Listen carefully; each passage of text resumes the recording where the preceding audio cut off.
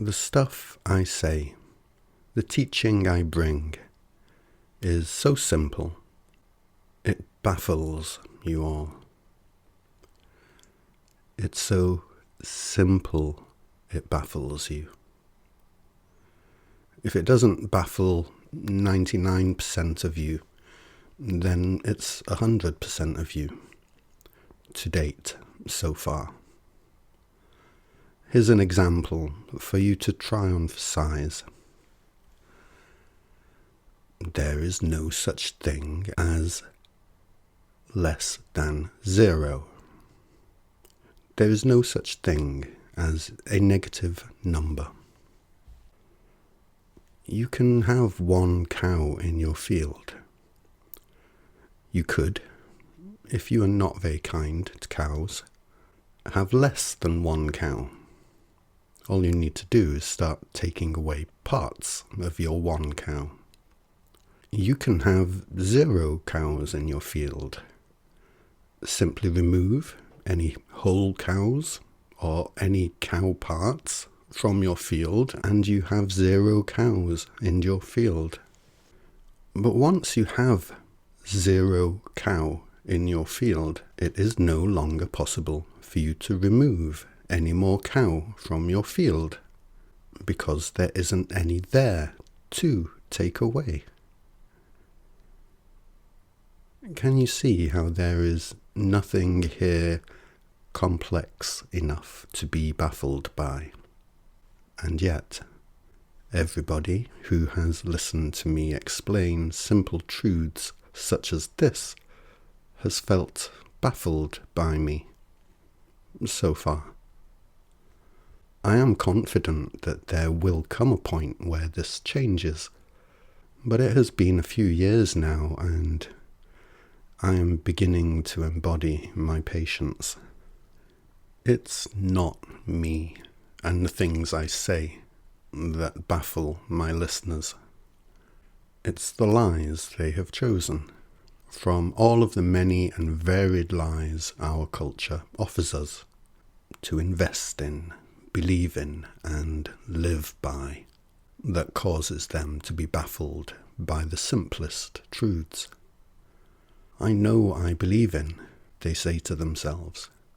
These things that Yanto is talking about, I can see they make sense because they really are just too simple to be confusing. And yet they contradict what I already know I know. So clearly, he's doing something here to baffle me. Our lie culture is so bedded in now, so well established, that if it tells you there is such a thing as less than 0, you simply feel unable to believe otherwise.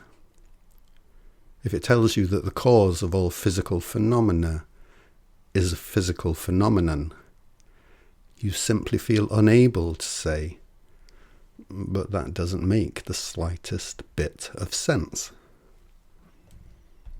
It does not make the slightest bit of sense to say that physical phenomena is caused by a physical phenomenon. To say such a thing is to trap oneself in a logical paradox, a self-defeating loop that is nonsensical, that cannot sustain itself. But as our physicists are not allowed to study non-physical phenomena, not allowed to believe in non-physical phenomena, because they are only allowed to study what can be measured, quantified by the physical senses, our physicists are not allowed, by their own doctrine, to know what causes physical phenomena. If lie culture tells you that quantities can be multiplied by themselves, you believe it. If it tells you that these spatial dimensions are a physical construct, you believe it. If it tells you that time is a physical construct, you believe it. If it tells you that all of us and everything else was created by God, and that he is pleased with some of us and angry or disappointed by others, you believe it. If it tells you that one human life deserves eternal damnation, while another earns eternal bliss, you believe it. If it tells you that some people are bad and need to be punished for that, you believe it. Go along with it. Live by it. If it tells you complete and utter nonsense that everybody else seems to be going along with, you will go along with it. For no other reason than that everybody else is going along with it. If lie culture tells you that the real reason for our existence is too complicated for us to ever understand fully, and so it is best to go along with what everybody else agrees to go along with, you will go along with it. Because lie culture tells you that going along with everybody else is much nicer than going somewhere else. And you believe it. If you ask lie culture where it is taking you, it will admit that it doesn't know. But it will follow that up by saying it's impossible to know where we're going, because it's impossible to know where we have come from. So better to go where everybody else is going, because at least you'll have company. And so you shrug and fall into line. And when somebody does stick their hand up and say, actually, there's no such thing as less than zero, you will shake your head, utterly baffled.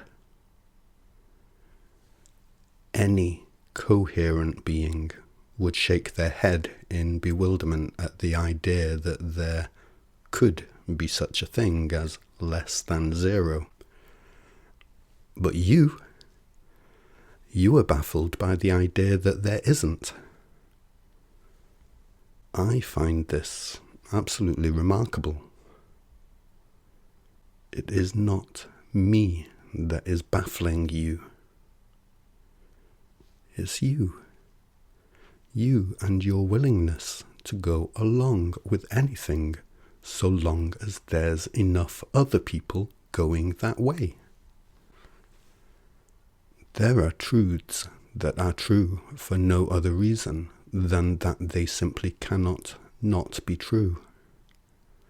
But unless there are enough people believing them first, you will not believe them. And their being absolutely and fundamentally and self-evidently true matters not to you. And when that day does come, when a whole heap of other people suddenly do agree that this truth is so after all, you'll change your mind immediately, so you can fall back into line again. I tell you, there is no such thing as less than zero. Feel free to be baffled by this. Feel free to wonder why somebody like me would be so willing to believe something that is so obviously true while nobody else wants to. Please go ahead, fill your boots, feel free, because you are free. You may not believe, you are free to believe as you see fit, but it is because you are free to believe as you see fit that you even can believe and swallow any old lie, just so long as enough other people are joining in. It really is quite a remarkable skill of yours when you think about it. It ruins your experience of existing, but still, it really is quite remarkable. So I'd like now to share another simple truth with you that is just as likely to bounce off your cultural armour as the other truths I have already mentioned. Cultural armour comes in many types. The truth I will share now is as likely to bounce off religious cultural armour as it is likely to bounce off scientific cultural armour. Whether the culture you most strongly identify with be spiritual, atheistic, occult, nihilistic, or that of a football supporter, or whatever, it matters not. Allow me to share this truth so that you may see how simple it is and you may observe how well your cultural armour protects you from it. So let's see. I talk all the time about the significance of coherency. I tell you that our challenge here in existence as humans is not to become good. It's not about making ourselves better than we currently are, than we currently perceive ourselves to be. It is only about coming to know what is true so that one may make choices for oneself that are coherent with the truth. To illustrate this, let us consider two contrasting situations. Let us consider two different people. What these two people share in common is that both of them are eternal, utterly and absolutely indestructible at the soul level, and they are both highly sensitive, infinitely sensitive, at the self level, the human self level. How these two people differ from each other is that while both of them recognize themselves as being highly sensitive, and because of this only wish to feel better rather than worse, one of them knows themselves to be indestructibly forever, while the other believes themselves to be mortal, here for the current extended moment, but one day to be snuffed out of existence by the inevitable failing of their human body. This second person sees their body as being the thing that causes them. Their brain causes their consciousness, while the first person sees their body as being brought about by their soul. The reality these two people share, live in, have in common, is identical, the very same reality.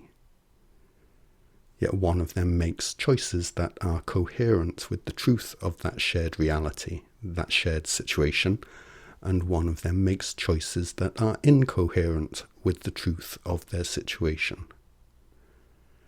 And so, one of them struggles with their own existence, while one does not. Can you see how there is nothing here complex enough to be baffled by? I cover in other videos the simple explanation for why we can be sure that we all share the same one eternal soul, while experiencing our own individual human selves. I won't repeat that explanation here, only say that it is very much to do with the truth that there is no such thing as less than zero. My point here is that it is not about making ourselves better than we currently are, than we currently perceive ourselves to be.